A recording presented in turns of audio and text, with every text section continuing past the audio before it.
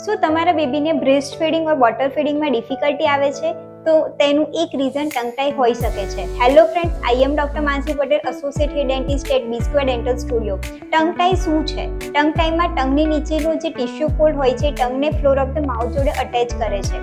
આ fold normal કરતાં short હોય, ટાઈટ હોય કે પછી થીક હોય ત્યારે જે ટંગ છે એની મૂવમેન્ટ રિસ્ટ્રિક્ટેડ થઈ જાય છે. જે ટંગ છે એ ફ્રીલી મૂવ કરી શકતી નથી. તેના લીધે જે ન્યૂબોર્ન બેબીઝ હોય છે, જે ઇન્ફન્ટ્સ હોય છે, એને બ્રેસ્ટ ફીડિંગ ઓર બોટલ ફીડિંગ કરતી વખતે લેચિંગમાં ડિફિકલ્ટી આવે છે.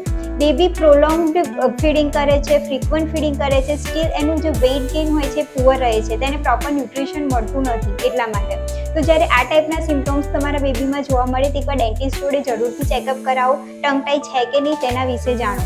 અને જો ટંગ ટાઈ છે તો તેની ટ્રીટમેન્ટમાં અત્યારની લેટેસ્ટ એડવાન્સ ટેકનોલોજી જેમ કે લેઝર છે તેની મદદથી without any suture, without any bleeding જે ટંગ ટાઈ છે એને ઇઝીલી રિમૂવ કરી શકાય છે. અને ટંગ ટાઈ રિમૂવ કર્યા પછી જે ટંગ છે ફ્રીલી મૂવમેન્ટ કરી શકતી હોવાથી જે બેબી છે એ તરત જ પ્રોપર ફીડિંગ કરી શકે છે અને ઉપરાંત તેના લીધે એને પ્રોપર ન્યુટ્રિશન મળી શકે છે.